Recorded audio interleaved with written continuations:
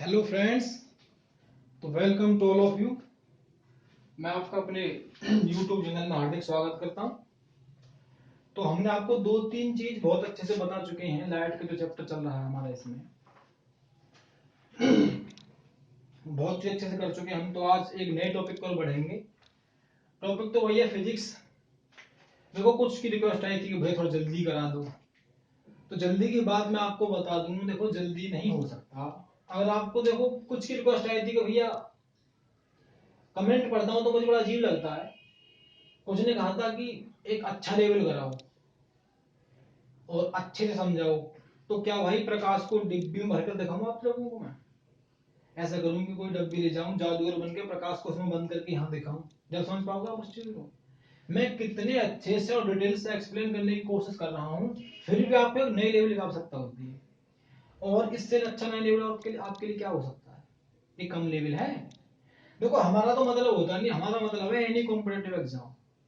चाहे वो देखो तुम्हारा लोअर पीसीएस हो, Delhi police, UP police, NTPC, RRB, group D, और भी दो चार। आर्मी में तो बहुत कम आता है यार, आर्मी में इतने लंबा नहीं आता।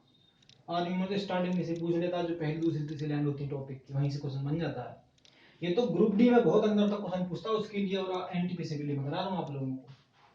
तो इसको समझने की कोशिश करें, ज्यादा चालाक ना बने।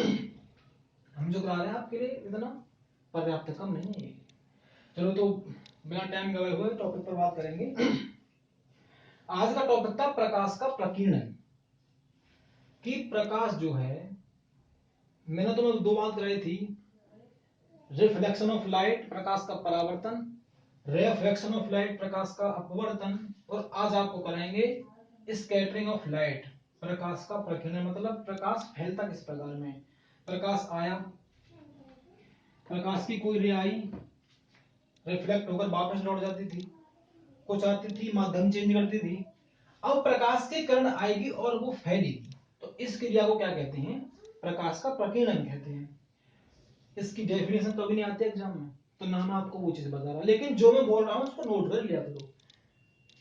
देखो, ये सूरज है, आप समझना प्रकाश का प्रकीर्णन होता क्या है। ज्यादा दिमागदार ना बना करो आप लोग। मान लो ये सूरज है, हजरा सूरज, कोई दिक्कत नहीं। अब ये हमारा एटमोस्फियर है।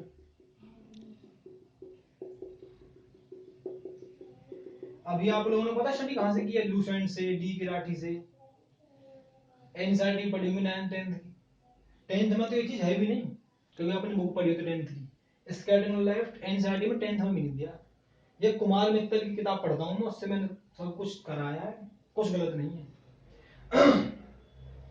मानो ये एटमोस्फियर है, तो एटमोस्फियर में क्या होता है? देखो, धूल के कण होंगे, धूल के कण, धुआं होता है, जल होता है। एटमोस्फेयर में ये चीज निहित होती है। जब प्रकाश की कोई किरण, और आपको बता दूं, नोट कर लेना, जो प्रकाश की रे होती है उसकी जो लाइट होती है वो श्वेत प्रकाश होता है। सफेद रंग का प्रकाश जनरेट करता है सन।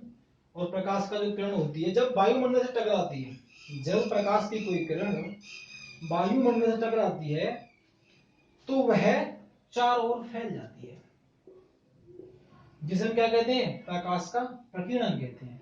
वर्ण विक्षेपण अलग चीज है, उसको आगे करेंगे, वो अलग टॉपिक है। तो प्रकाश कण क्या करती है? फैल जाती है, इसी को कहते हैं प्रकाश का प्रकीर्णन। स्कैटरिंग ऑफ लाइट मतलब प्रकाश का फैलना। एग्जाम में कहां से क्वेश्चन बनता है? हमको थ्योरी नहीं लिखनी, हमको उस अप्रोच तक पहुंचना है जहां से एग्जामिनर के माइंड में बात आती है और वो क्वेश्चन पूछता है।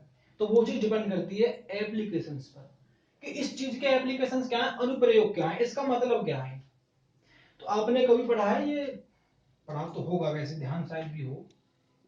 ये पढ़ा है भी और ठीक। तो आपको एक और बात बता दूं कि प्रकाश का प्रकीर्णन किस कंडीशन में होता है। प्रकाश का प्रकीर्णन होने के लिए दो कंडीशन का होना बहुत आवश्यक है। Condition number 1, sunlight.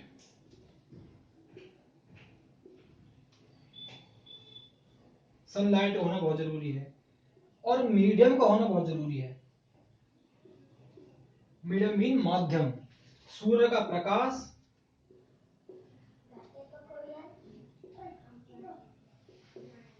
और कोई माध्यम अगर नहीं होंगे तो कभी भी प्रकाश का प्रकीर्णन, स्कैटरिंग ऑफ लाइट, कभी किसी पॉसिबिलिटी में नहीं हो सकता। चंद्रमा पर और अंतरिक्ष पर कभी प्रकाश का प्रकीर्णन नहीं हो सकता। अगर मैं आपसे पूछूं क्या रात में प्रकाश का प्रकीर्णन होगा? क्यों जी भाई साहब? नहीं होगा, क्योंकि रात में सनलाइट नहीं होती, माध्यम होता पक्की बात है, लेकिन अगर सनलाइट नहीं होगी तो किसी भी कंडीशन में प्रकाश का प्रकीर्णन, स्कैटरिंग नहीं हो सकती। ये बात समझ में आई? तो मैंने आपको बता दी कि प्रकाश का प्रकीर्णन कैसे होता, कब होता, किस कंडीशन में होता है। अंतरिक्ष में, चंद्रमा पर और रात्रि में कभी भी प्रकाश का प्रकीर्णन नहीं होता। कहां नहीं होता? एक तो रात्रि में नहीं होता, नाइट में, अंतरिक्ष में नहीं होगा और चंद्रमा पर भी नहीं होगा। आर्मी लेवल में क्वेश्चन ये पूछा जाता है, लेकिन एनटीपीसी में तो यहाँ से कुछ आने वाला है नहीं। आर्मी में ये क्वेश्चन आ जाते हैं प्रकाश का कि क्या अंतरिक्ष में प्रकाश का प्रकीर्णन होगा? तो नहीं होगा। आर्मी में तो इतनी छोटी बात पूछी जाती है। ठीक, अब बात करेंगे एप्लीकेशंस पर, इसके अनुप्रयोग क्या क्या हैं चैप्टर से रिलेटेड, उनको समझने की हम कोशिश करेंगे अच्छे से। ठीक, एप्लीकेशंस को पढ़ेंगे। तो पहला एप्लीकेशंस है कि एप्लीकेशंस तो आपने ये चीज पढ़ी होगी, इसको मिटा दूं मैं, समझ में आ गई? इसमें कोई नोट करने वाली बात नहीं, समझाने के लिए बना रहा था। एक होता है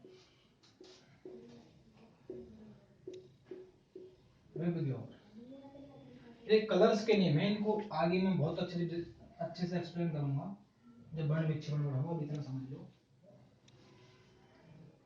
ये कलर्स हैं, violet, indigo, blue, green, yellow, orange और रेड लिखे नहीं है मैंने, तुम समझ। ठीक, violet, indigo, blue, green, yellow, orange और रेड।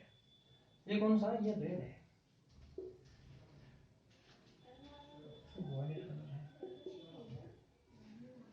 ठीक, ये रेड कलर है मेरा और ये मेरा कौन सा कलर है? वायलेट कलर है। तो आपने एक बात नोट की होगी कि सिग्नल का लाल रंग क्यों होता है? जो खतरे का निशान होता है उसका कलर हम लाल ही क्यों डिफाइन करते हैं? क्या मतलब होता है कि जो सिग्नल पर लाल बत्ती लगी होती है उसका मतलब क्या होता है? पहली बत्ती देखो, सिग्नल पर क्या होते हैं? 3 बत्तियां होती हैं, रेड, ग्रीन और येलो, 3 बत्ती होती हैं। तो हमें मतलब उन्हें रेड से। रेड क्यों होती है? रेड लाइट क्यों होती है? खतरे के निशान को हम रेड ही मानते हैं, सिग्नल का रंग भी रेड ही होता है। इसका मतलब क्या होता है कि एक हिंदी वाले समझ लो, जानते होंगे तरंग दैर्ध्य,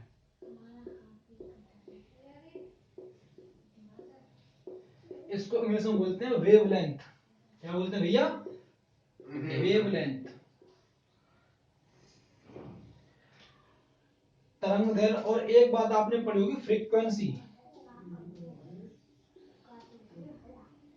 इसको बोलते हैं आवृत्ति।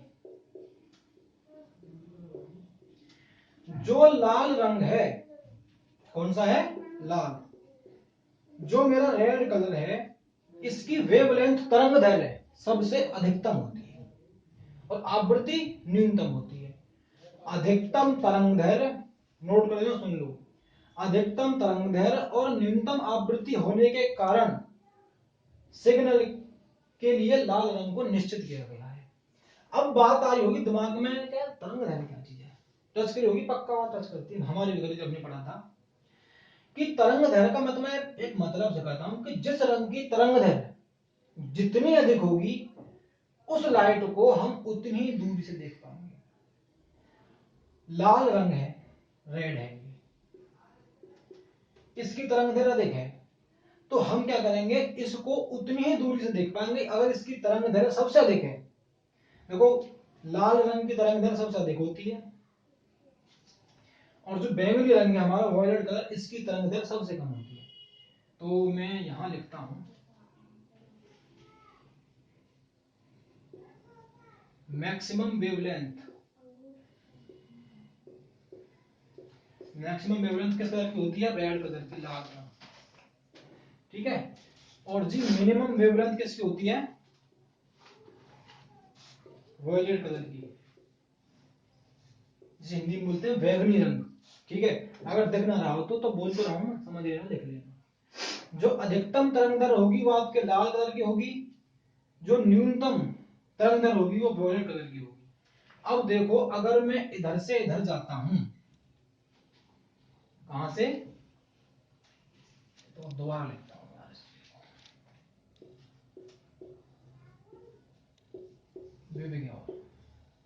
ये मेरा रेड रंग है और ये वॉयलेट बैगनी है। अगर मैं इधर से इधर जाऊंगा तो जो मेरी वेवलेंथ है, तरंग दैर्घ्य जिसको मैंने बोला था अभी थोड़ी देर पहले, जो मेरी वेवलेंथ है, तरंग दैर्घ्य है, वो धीरे धीरे कम होती जाएगी। लाल रंग के अधिक, इससे थोड़ा कम इसकी, इससे थोड़ा कम इसकी, इससे थोड़ा कम, सबसे जो कम होगी तरंग दैर्घ्य वो बैंगनी रंग की। तो भाई देखो क्या होगा, तरंग दैर्घ्य तो घटेगी और जो फ्रीक्वेंसी है हमारी वो बढ़ेगी। अब फ्रीक्वेंसी मैंने तुम्हें नहीं बताई क्या होती है, आप बढ़ती, इसे बोलता हूं फ्रीक्वेंसी। फ्रीक्वेंसी इसका मतलब क्या होता है, जिस, देखो मैंने तो बताई थी वेवलेंथ, कि जिस प्रकाश की वेवलेंथ जितनी अधिक होगी हम उस लाइट को उतनी ही दूरी से देख पाएंगे, ज्यादा दूरी तक देख पाएंगे। अगर वेवलेंथ अधिकतम है तो प्रकाश फैलेगा ज्यादा। इसकी वेवलेंथ क्यों कम होती, क्योंकि फैलता तो कम है और दिखता अधिकतम दूरी से है, इसलिए सिग्नल के लिए रेड रंग जो लाल रंग है वो निर्धारित किया गया है। आवृत्ति न्यूनतम होती है क्योंकि कम फैलता है। बैंगनी रंग जो है इसकी सबसे अधिकतम फ्रीक्वेंसी होती है, क्या होती है? Maximum frequency. ये बैंगनी रंग ज्यादा फैलता है और कम दूरी तक ही देखा जाता है। ज्यादा दूर से देखोगे तो दिखागा ना कि बैंगनी रंग की लाइट जल रही है ना जल रही, ठीक है। इतनी बात तुम्हारे समझ में आ गई होगी। चलो, तो मैंने तो वेवलेंथ बता दी। अब इनके एप्लीकेशंस को और समझते हैं। तो मैंने अभी आपको एक चीज बताई, उन्हें सिग्नल का लाल रंग। अब मुझे आप एक बात बताओगे, क्यों भाई साहब, स्कूल की जो बस होती है उसका कौन सा कलर होता है? जो कॉलेज की बसेज होती हैं स्कूल की, उनका कौन सा कलर होता है? इंटरनेशनल कलर ऑफ बस ग्रीन? नहीं, सुनो मेरी बात सुनो। कुछ तो कहते हैं कि हम तो स्कूल से मम्मी छोड़ आई थी, पापा छोड़ आए थे, हम तो गए ही नहीं कभी बस से। तो ये तो मस्करी वाली बात है और इस क्वेश्चन को हल्का ना समझें। और अरबी में पूछा क्वेश्चन है कि स्कूल की बस का इंटरनेशनल कलर क्या होता है। अब हमने उनको इतनी बात बता दी, अब मान लो एग्जामिनर ने नया क्वेश्चन पूछा, उसके मामले में नई अप्रोच क्रिएट हुई, हमने ये बात नहीं बताई। हमने तो एक बात तो बताई थी कि अगर किसी की तरंग दैर्घ्य अधिकतम होगी तो वो ज्यादा दूरी से देखा जाएगा, आवृत्ति अधिकतम होगी तो वो ज्यादा फैलेगा। इतनी बात तो हमने तुम्हें बताई और इसी बात से ये क्वेश्चन निकला। तो देखो, दो कलर होते हैं, येलो और ऑरेंज। येलो और ऑरेंज, इन दोनों लाइट्स को, इन दोनों कलर को मिलाने के बाद एक नया कलर बनता है जिसकी तरंग दैर्घ्य सबसे अधिकतम होगी और वो रंग अधिकतम दूरी तक देखा जाएगा। तो कभी भी एग्जाम में क्वेश्चन आए कि स्कूल की बस का इंटरनेशनल कलर क्या होता है, देखो अगर पाकिस्तान में बस होगी तो इन्हीं रंगों की, इन्हीं रंग से मिलने वाली बस होगी, अमेरिका में होगी तो यही होगी, ऑस्ट्रेलिया में होगी तो यही। इंटरनेशनल कलर ऑफ लाइट बस का, इतनी बनाई। चलो, अब आपने एक बात और नोट करी होगी कि आप मॉर्निंग में उठते हो और इवनिंग में उठते हो, ठीक। तो जो सुबह का जो सूरज होता है वो थोड़ा लाल लाल सा होता है, कैसे रंग का होता है? रेड का। और शाम को भाई साहब लाल ही होता है। और कभी मॉर्निंग में नोट किया करो कैसा होगा, मॉर्निंग में, नून में, दोपहर में, तो दोपहर में एकदम सफेद रंग का प्रकाश होता है, एकदम लाइट सफेद होता है। सुबह के सूरज का रंग लाल, शाम के सूरज का रंग लाल और दोपहर के सूरज का रंग सफेद किसके कारण होता है? प्रकाश के प्रतिबिंब के कारण। और एक बात और ध्यान रखना, एक बात मुझे बताओ कि सुबह, दोपहर और शाम में हमारे सबसे नजदीक कौन सा सूरज होता है?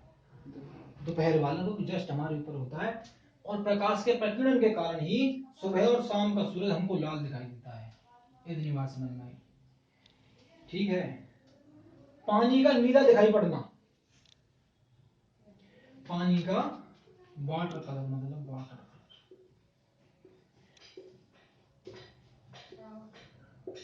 पानी का रंग नीला क्यों दिखाई पड़ता है? तो नीले रंग के प्रकाश के प्रतिबिंब के कारण पानी का रंग हमको नीला दिखाई पड़ता है। आई बात समझ में? इनको नोट कर लेना, मैं लिख नहीं रहा हूँ, एक चीज लिखूंगा तो पूरा बोर्ड भर जाएगा, मैं लिखते मिनट तक परेशान हो जाऊंगा। तो क्या होता है, ये जो ब्लू कलर है इसके स्कैटरिंग के कारण हमको कैसा कलर दिखाई देता है? पानी का नीला कलर दिखाई देता है। ये तो पानी की बात रही। आपने कभी समुद्र देखा? नहीं देखा होगा, फिल्मों में तो देखा ही होगा। अगर आपने कभी ओशियन को, समुद्र को देखा हो, तो समुद्र का जो पानी होता है वो भी नीले रंग का होता है, लेकिन वो नीले रंग के प्रकाश के प्रतिबिंब से नहीं होता। उसमें क्या होता है, देखो मैं तुम्हें बात बताऊं, जो हमारे होते हैं primary colour, common colour, primary colour BGR, तीन होते हैं, ब्लू, ग्रीन और रेड। ब्लू, ग्रीन और रेड, ये जो हमारे मेरे तीन कलर है, ये मेरे प्राइमरी कलर, कॉमन कलर होते हैं। और इन्हीं तीनों रंगों को आपस में मिला जुलाकर टीवी में, पिक्चर में आप जितने भी कलर देखते हो वो इन्हीं से बनते हैं। ये हमारे प्राइमरी कॉमन कलर होते हैं, BGR, तीन कलर। ठीक है, चलो आप एक बात करते हैं। तो गर्मी भी सही पड़ रही है, बस बढ़िया। तो मैं तुम्हें क्या बता रहा था? प्राइमरी कलर के बारे में बता रहा था। क्या बता रहा था? अच्छा, समुद्र का नीला रंग, देखो समुद्र का, समुद्र के जल का, समुद्र का नहीं, समुद्र के जल का रंग, समुद्र के जल का रंग। आप एक काम करना, कभी भी अगर आपको कभी समुद्र मिल जाए तो वहां से एक मग में पानी लेना, पानी लाना, और उस पानी को अपने घर का पानी लेना। पहले तो आप मुझे यही बता दो कि पानी का रंग कैसा होता है? हैं? पानी का रंग कैसा होता है? पानी का कोई रंग नहीं होता भाई साहब, पानी रंगहीन होता है। पानी कैसा होता है? रंगहीन। पानी का कोई रंग नहीं होता। और जो प्रकाश की किरण पृथ्वी तक आती है वो 8 मिनट 16 सेकंड में आती है। ये बात मुझे पहले बतानी चाहिए थी, लेकिन मैं ध्यान नहीं है इस टाइम में। 8 मिनट 16 सेकंड में प्रकाश किरण पृथ्वी तक आती है। और पानी का रंग रंगीन होता है, इसका पानी कोई रंग नहीं होता। तो क्या होता है कि अगर आप एक रूम में खड़े होकर दोनों चीजों को देखने की कोशिश करोगे ना, तो दोनों आपको सेम दिखाई देंगे। जैसा हमारे घर का पानी है, ऐसा ही समुद्र का पानी होगा, दोनों में कोई अंतर नहीं होगा। इतनी बात समझ में आई? तो इसमें क्या होता है? इसमें होता है परावर्तन। समुद्र का नीले रंग में क्या होता है? जो हमारा ब्लू कलर है, जो मेरा नीला रंग है, इसका क्या होता है? नीले रंग का होता है परावर्तन। और जो समुद्र के जल के अणु होते हैं उनका होता है प्रकीर्णन। तो नीले रंग के प्रकाश के परावर्तन और समुद्र के जल के अणुओं के प्रकीर्णन के कारण हमको समुद्र का जल नीला दिखाई पड़ता है। एक बार और बोल रहा हूं, लिख लेना कि नीले रंग के प्रकाश के परावर्तन और समुद्र के जल के अणुओं के प्रकीर्णन के कारण हमको पानी का रंग कैसा दिखाई पड़ता है? समुद्र का नीला दिखाई पड़ता है। तो तीनों चीज मैंने आपको करा दी प्रॉपर। इनकी जो यही बनते हैं एप्लीकेशन, और तो कोई बनता नहीं ज्यादा है भी, और होगा तो मुझे इतनी फिलहाल इतनी ध्यान है और इतने पर्याप्त है, इतने से ही बन जाएगा। अब अगला जो टॉपिक है हमारा, अब जो मेरा अगला टॉपिक है वो है प्रकाश का वर्ण विच्छेपन। क्या है? प्रकाश का वर्ण विक्षेपण। तो वर्ण विक्षेपण तुमने पढ़ा है, क्या होता है, जानते हो इसके विषय में?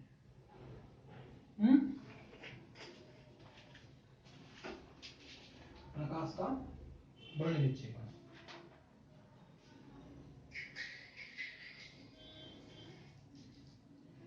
चलो अगले टॉपिक की तरफ आते हैं।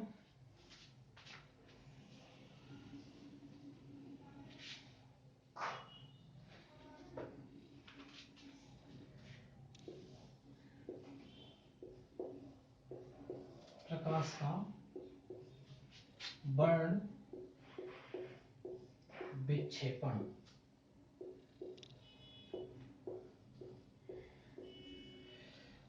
अगर एग्जाम में कभी भी मैंने अपने टाइम पे इसको ऐसे याद किया था कि वर्ण माने क्या होता है, वर्ण माने संजीव शब्द होता है, शब्द होते हैं ना वर्ण माने, और विक्षेपण का मतलब होता है तोड़ना। क्या होता है? तोड़ना।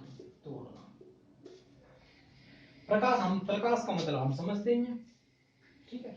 इसको इंग्लिश वालों को प्रॉब्लम आ जाएगी, इसको बोलते हैं डिस्पर्सन ऑफ लाइट। डिस्पर्सिंग बोलते हैं, डिस्पर्सिंग।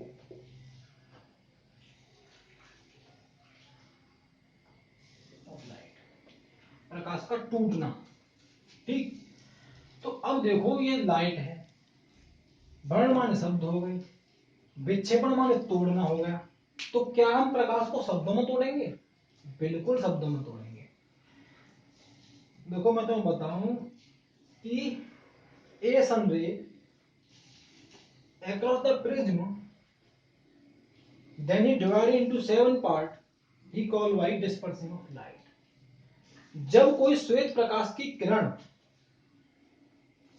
किसी प्रिज्म से होकर गुजरती है, जब कोई श्वेत प्रकाश की किरण किसी प्रिज्म से होकर गुजरती है तो वह 7 रंगों में विभक्त हो जाती है।